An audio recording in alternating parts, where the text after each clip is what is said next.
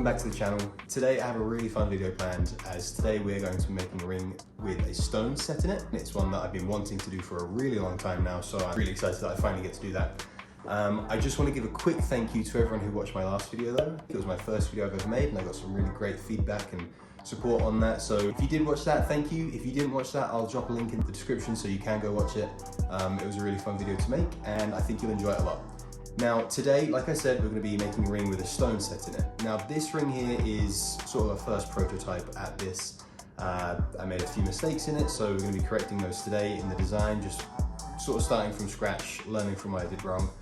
We're also going to be setting some different variations of stones. Now in this one, it has a yellow sapphire. I think it looks really great, but there's obviously, more we can do with that. So we're also going to be setting some of these peridot stones and also setting some of these white sapphires. So first things first, I'm going to jump into Fusion 360. That's where I do all of my CAD designs. I need to fix the file, just change a few things. Once that's done, I can then get those sent off for casting. We get them cast in sterling silver, and then once I've got those back, we can set some stones. Okay, this is the CAD file for this prototype ring. Now, like I said, there's a few things that need to be changed. Some of those things are pretty critical to the ring, like being where this stone is sitting. I didn't make that quite deep enough, so there's only just like barely a tiny bit of silver actually holding that stone in place. So I want to make that a little bit deeper so I can be a little bit more confident that that stone's going to stay there. Other things that I want to change are kind of a bit less important, just adding some more design elements, changing up some of the geometry of the ring so it fits a little bit more comfortably. So I'll put on a time lapse, I'll show you that being done, and we'll go from there.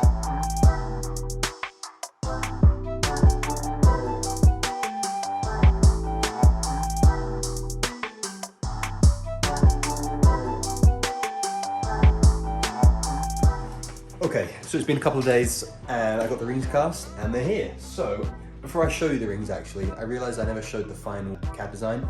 So I'll show you that, show some of the designs I did, and then we can look at the actual rings. So, pick you up here.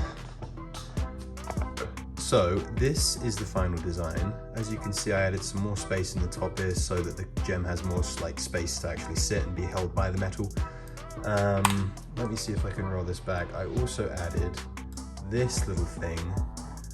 This was just a way to get some designs around the ring. I embossed it on the inside of that and then extruded it from the outside of the ring. It looks a little bit like that, and then I did a few different designs with that. So let me show you the actual rings. Okay, I came outside for this part because the lighting is just 20 times better. So here they are. Let me zoom in so we can see what we've got. I did a couple with some text and that sort of square design going all the way around. It's a little hard to see here because they still have the texture on from the casting, which makes it kind of hard to focus on. So I did a couple of those. I then did one that was just that design around the top. And then I did this one for myself that has my wife's initials on the shoulders. And I think they look really good. Compared to the last one I did, it looks like there is definitely a lot more space for those gems to sit. So yeah, let's get them in the bench and get some gems in them. Okay, so we're back at the bench and I'm going to start setting some stones. I'm going to start with this one that I'm making for myself because the other ones are commissions, and if I mess up, I'd rather mess up on my one. So this one, we're going to have to sand off this sprue because there's quite a big sprue on that one. I want to get rid of that first before I set anything. And then this one is going to have the white sapphire in it. You also notice that I have a lot more stuff on my bench now. Last time I had literally a $6 Dremel and that was it. So now we've got a tool holder, an actual vise to hold the rings, and some updated equipment. So hopefully this time it's a little bit more professional, a little bit less crude than it was last time. So let's go.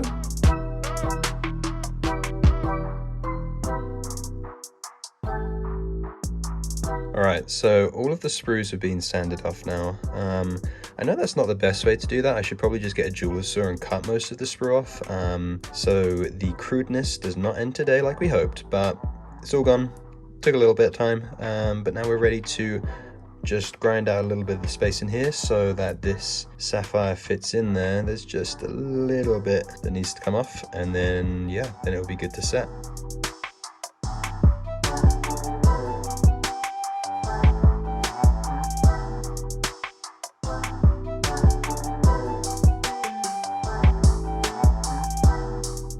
Okay, this is probably the final update I'll make in the actual making portion of the ring here, but we were able to get that hole for the stone large enough, and it fits in really nice. Now it's got a nice snug fit, so even now it's like got some pressure fit in there, but just just bending over those edges is going to obviously keep that in permanently. But if I can get a better focus here, there we go, that's much better. I think it looks brilliant. I love that stone.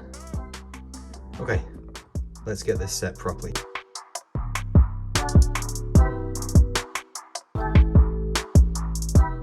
Okay, we're in the home stretch. I know I said no more updates, but the ring is ready for a polish. I think it looks so good.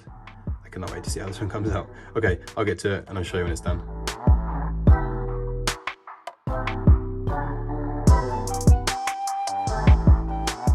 Okay, and that's the ring done. I hope you enjoyed watching that. It was definitely a learning curve for me, trying out some new tools and new techniques and whatnot, but I think the final result is really good.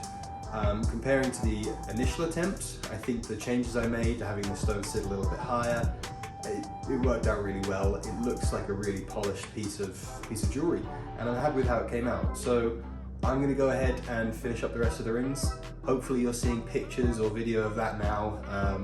If not, then be sure to follow my Instagram @MercuryClose. I'll have all of the pictures of all of the rings posted there. And overall, this was a really fun ring to make. I'll be sure to make a lot more of these in the future.